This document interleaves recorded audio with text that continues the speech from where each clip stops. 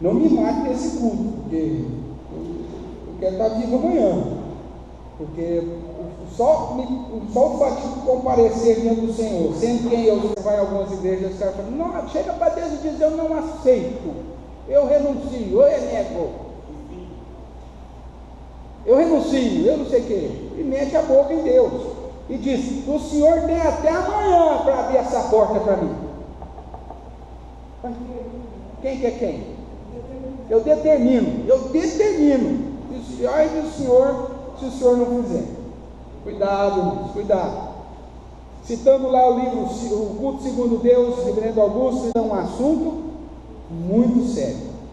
A postura do coração do adorador estava errada, e a oferta que eles estavam apresentando aqui no contexto de Malaquias também estava errada.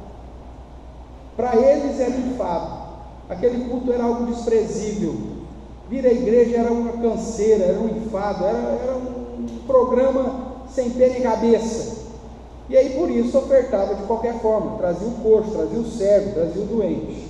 Os filhos de Adão e Eva, eles foram ensinados que de tempo em tempo tinham que ofertar ao Senhor. Eu vou passar isso por tradição oral. E diz o texto aqui em Gênesis capítulo 4, que no fim de uns tempos, Abel e Caim ofereceram oferta. Aconteceu, verso 3, aconteceu que no fim de uns tempos trouxe Caim do fruto da terra uma oferta ao Senhor. Eu sigo aquela linha, irmãos, que a oferta de Caim não era tanto problemática, mesmo porque depois na lei Deus aceita o fruto da terra como das primícias do seu rebanho, que é o que Deus vai exigir também na lei no futuro. Agradou-se o Senhor de Abel e de sua oferta. Veja, os dois, a pessoa e a oferta. Verso 5, ao passo que de Caim e de sua oferta não se agradou. A primícia da sua oferta já era furada, por isso que Deus não aceitou. Agora, se eu parto da ideia que a oferta de Caim não estava errada, enfatiza muito mais o fato de que Deus olhou para o coração de Caim. E aí, baseado lá em 1 João 3, 12, eu posso referendar que o coração de Caim não era um coração correto, por isso que ele foi rejeitado. E sendo rejeitado Caim, mesmo uma oferta aparentemente correta, também foi rejeitado. Veja lá, compare comigo. Agora, 1 João, lá no finalzinho da Bíblia, bem no finalzinho, 1 João 3,12. Veja o que o apóstolo João revela a respeito de Caim. 1 João, capítulo 3, verso 12.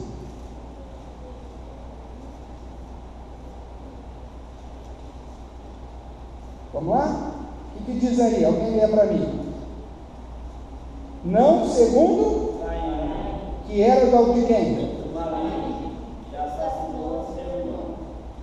E por que assassinou? E as suas obras eram más, e as de seu irmão justo. Ótimo. Segundo a revelação do apóstolo João, inspirado por Deus, obviamente, diz que o motivo da rejeição de Caim não foi sua oferta, mas foi a sua postura como gente. As suas obras eram más. O seu coração era de quem? Ele era de quem? Do maligno. Ele tinha um coração mau. Mas se a gente entender que a oferta dele também não foi das primícias, e querer desclassificar, então serve para te apontar, que Deus vai olhar para o adorador e para a oferta. Se um dos dois estiver errado, anula os dois.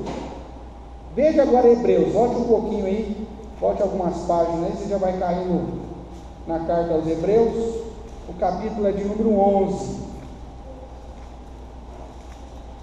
Veja o que o autor aos Hebreus vai falar a respeito de Abel. Hebreus, capítulo 11, o verso é de número 4.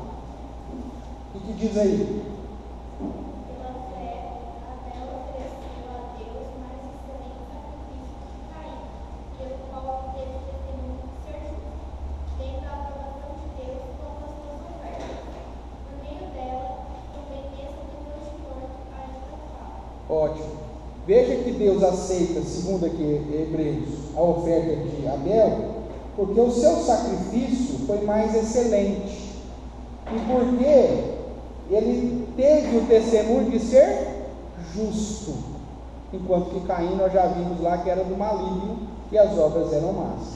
Então veja, Deus olha para a oferta de Abel, e é excelente, é primícias, ótimo. E olha para o coração de Abel, é justo, é um homem que anda corretamente. Então ele aceita Abel e sua oferta. Ele olha para Caim e vê que Caim é do maligno, as suas obras são más. E olha para a sua oferta, e mesmo sendo uma oferta que no futuro seria aceitável, mas foi feita também sem ser as primícias, sem ser o melhor. Então Deus rejeita o quê? Caim e a sua oferta. E mesmo que a oferta estivesse correta, irmãos, ao olhar o coração de Caim, Deus já rejeitaria Caim e a sua oferta, porque a postura dele estava errada. Então veja, como que eu sei que o meu culto vai ser aceito por Deus? Olha para a sua vida, irmãos. Você tem apresentado um sacrifício vivo, santo e agradável? A sua postura está correta? E a oferta, você tem adorado de acordo com aquilo que a palavra de Deus coloca como padrão? É essa a pergunta que tem que fazer. Ou você vem aqui, mais um culto, meu Deus, ninguém merece. Ai, que canseira, que enfado. E todo culto é a mesma coisa? Não dá para pôr um axé nesse louvor? Não dá para fazer um forró no terceiro domingo do mês? Não dá para pôr umas moças dançando aqui? Para pelo menos motivar os meninos mais jovens na igreja, aumentar os jovens da igreja? Será que o Luizinho esqueceu o que faz? Podia dar uma palhinha de novo? Veja, inventando elementos novos para tentar agradar quem? O homem. Não, irmãos. Nós estamos aqui para agradar a homens. Nós estamos aqui para agradar a Deus. Só que tem muito pastor que começa a aceitar esses elementos estranhos no culto, porque acham que são melhores do que o próprio Deus. Ao invés de ensinar e advertir e conduzir o povo na adoração dos elementos corretos, na postura correta, começam a permitir entrar alguns elementos no culto, elementos estranhos no culto, para agradar o povo, para não ter briga com a liderança da igreja, coisa desse tipo. Cuidado, preste atenção nessa frase. Quando há uma prescrição de Deus, não basta boa intenção, não basta alegar ignorância, nós devemos tão somente o quê? Obedecer. Se Deus já determinou um padrão para os cultos, o que a gente pode fazer é obedecer. O culto a Deus expressa o nosso modo de reconhecer quem Ele é e quem nós somos. Veja que a resposta lá em Malaquias, dos sacerdotes, e a postura desprezível do povo em trazer animais que eram proibidos na lei, realça o desprezo de todos com o culto e consequentemente com Deus, sua palavra e sua obra. Irmãos, qual que é a postura que você tem vindo ao culto? O culto tem sido um peso?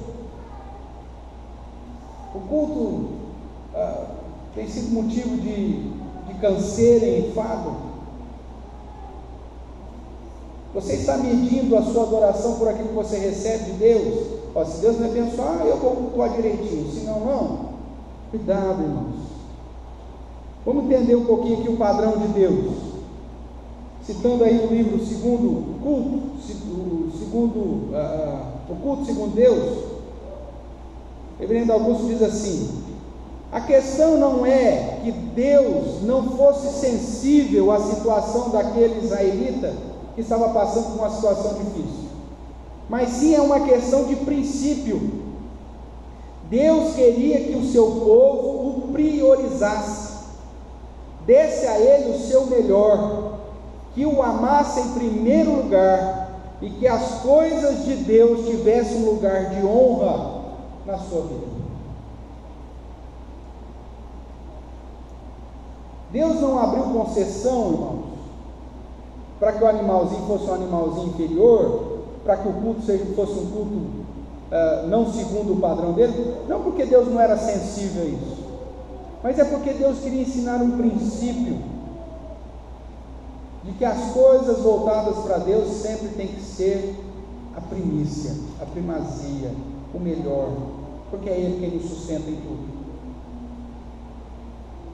Deus não aceita concessão quando se trata do seu culto, e muito menos permite que o sacerdote, que hoje é aproximado aí da figura do pastor, autorize qualquer tipo de concessão. Mas eu falei aqui na primeira aula, pedir perdão inclusive, por muitas vezes querer ser mais misericordioso que Deus e permitir uma concessão.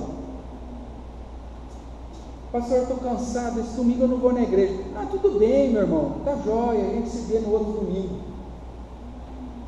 Pastor, eu estou cansado, não vou vir domingo. Ah, seu miserável, pecador, onde Deus está no seu lugar? Se fosse a pizzaria, você ia, safadão. Se fosse no cinema, você já estava com a pipoca na mão.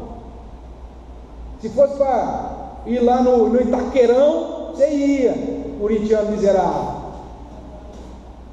Essa deveria ser